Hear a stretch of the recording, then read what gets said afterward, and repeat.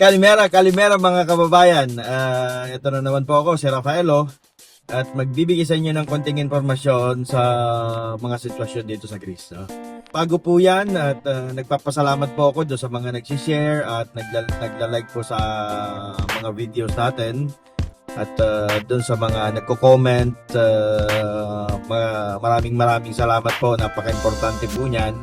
Dahil dyan po ako kumukuha ng mga ideas kung ano po ba yung mga gusto nyong malaman about sa OFW dito sa Greece, no? So, ang tatalakayin po natin ngayong araw na ito ay yung update po about sa status ng Flexidea, no? At saka kung ano po ba yung mga dapat yung bayaran bilang isang OFW na papunta pa lamang dito sa Greece. So yun nga po ang update sa Flexidea. Ito po ay magandang balita para sa mga applicants ng mga OFW na bago pa lang papunta rito. Ang Flexidea po ay isa na pong accredited agency or foreign placement agency dito sa Greece, ano?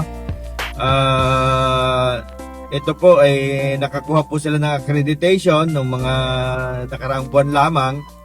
At kinonfirm po yatin sa atin yan ng mismong representative ng agency na to dito sa lugar namin sa Crete. At nagbibigay din po ng advisory ang ating Migrants Workers Office na nagpapatunay na talagang sila nga po ay accredited na ng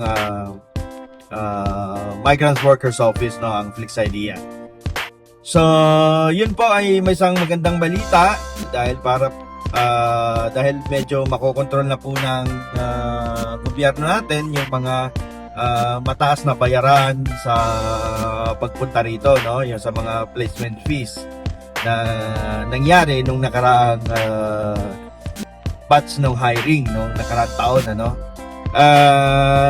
Babala nga lang po at mayroon tayong mga ibang agencies na nandito sa Greece na hindi pa po natin confirm na kung sila po ay accredited ng Migrants Workers Office. At pinapaalalahanan ko po kayo na gumamit lamang po kayo ng mga ng mga accredited placement agency dito sa Greece.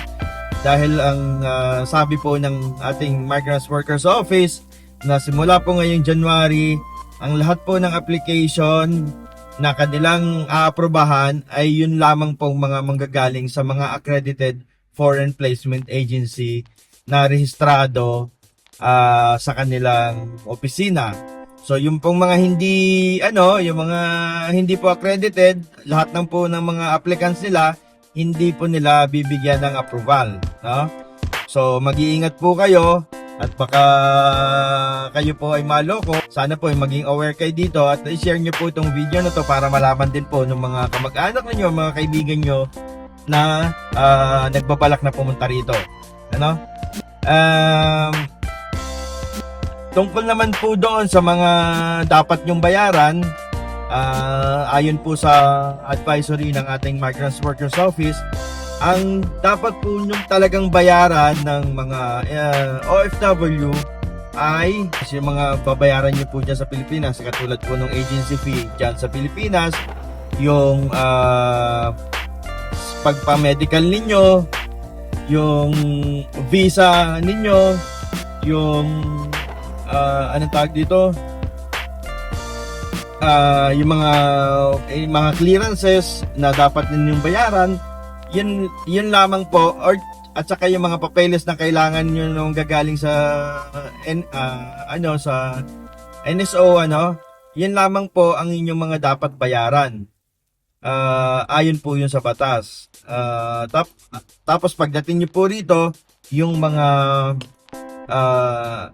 sa permit ninyo, yung plane ticket ninyo, yung foreign placement agency fee dito sa Greece, ang dapat pong sasagot dyan ay